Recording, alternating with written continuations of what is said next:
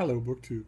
I'm giving you another video today because my channel, this channel, uh, recently surpassed 1,300 subscribers. It was just a little while ago that it surpassed 1,200 subscribers, and that amazed me right then and there. But now it's past 1,300, and since the Q&A that I did for the 1,200 seemed to please a lot of you, and since there certainly were leftover questions, I thought I'd just do a few more of those to commemorate 1,300, and then maybe we'll stop with that sort of thing or any kind of thing until, I don't know, 2,000, something like that. But anyway, I have 10 more that I culled from the emails that I got. I thought I would just go through them quickly in case it's of interest. If not, feel free to skip. Number one was, do you speak or read any languages other than English? I got a lot of questions like that, and the answer is yes. Yes, I do. Number two is, have you ever experienced violence in your travels? And I have, yes. Not just the man-made kind, which can happen anywhere, and has happened as close as Roxbury here in Massachusetts, where I was mugged by a guy with a knife. You can't make it out in this video, but I blocked a little too slow and took the knife across my wrist. But also, deep in the wilderness, especially of South America, that I happen to remember, where violence happened because I walked into a room and was the only white person there. And that's all it took. That's all it ever takes.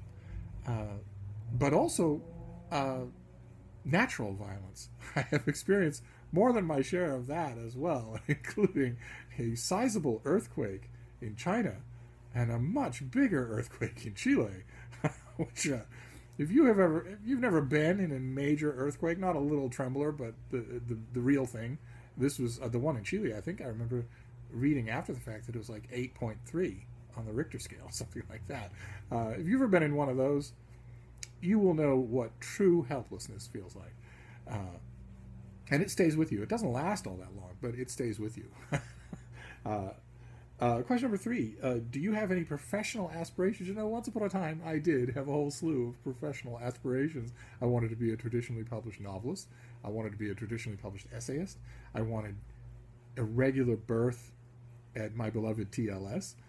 But it's amazing what time will do. It's none of those things eat at me anymore. Certainly they don't burn inside me enough to make me want to do it.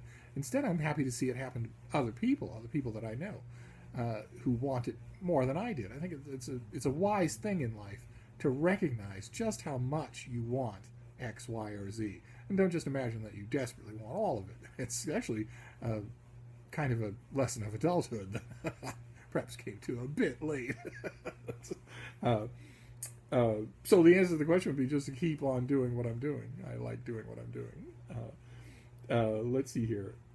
Question number four. Do you have any phobias or fears? I don't have any phobias as I understand the word. As I understand it, a phobia is an uncontrollable fear. A fear that is irrational and uncontrollable, that takes you over. I don't have anything like that. I do have a fear, a totally natural fear. I fear loss. I give emotions. I give love and, affection and interest to things, and I fear losing those things. Nothing you can do about that. You will certainly lose them, but I still fear it anyway. I still do it anyway, too. That's the important thing. Let's see here. Question number five. Have you ever been close to dying? I have. In the aforementioned earthquake, and in a few other instances as well, including an illness. And it's true what the wise man said. It sharpens the mind incredibly. It burns away a lot of the stupid stuff that you carry around with you. And if you're lucky, that stuff stays burned away. It doesn't reaccumulate. Let's see here. Question number six I thought was hilarious. I got it from like 10 different people. Do you have any friends your own age?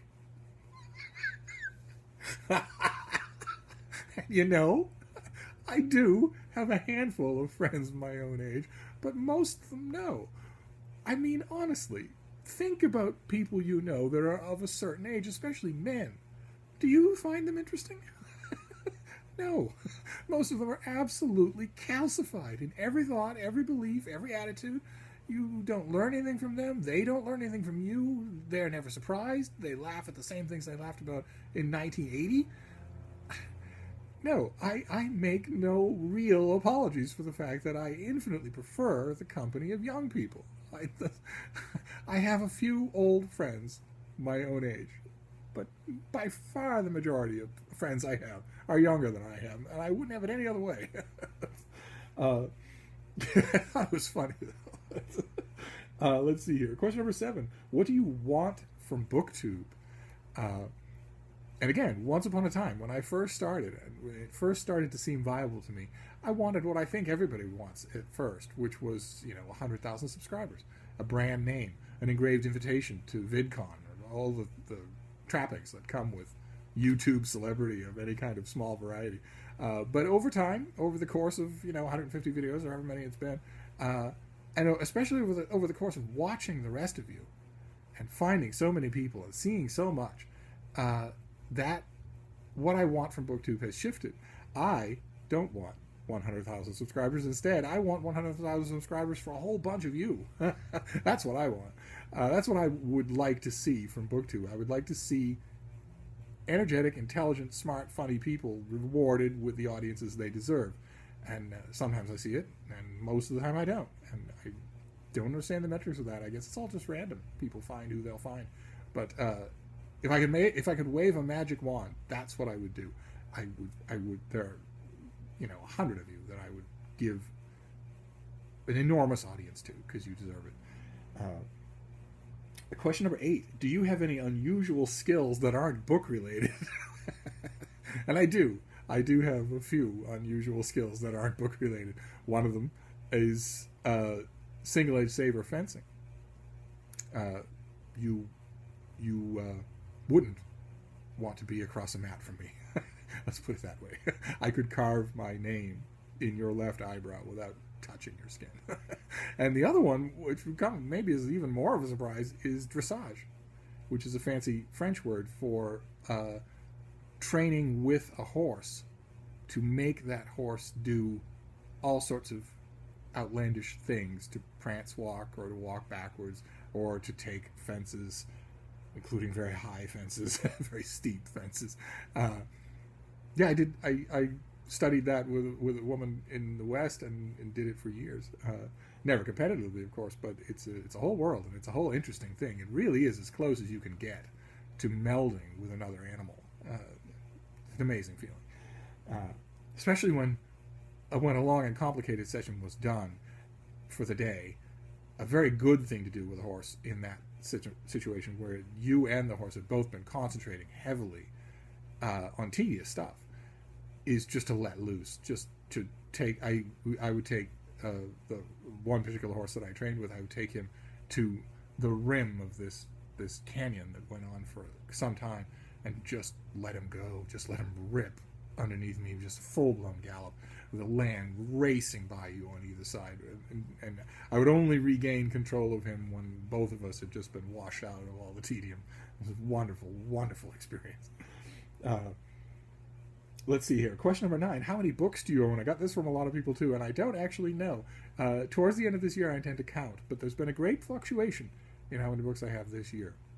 I've gotten rid of quite a few, and also the number that I get in the mail has increased dramatically in 2016. So it's in such flux that I've been allowing myself not to count, just saying that it doesn't matter. But it does matter, and I am going to do it. I want to get at least a rough number by the end of 2016, and then I will report back.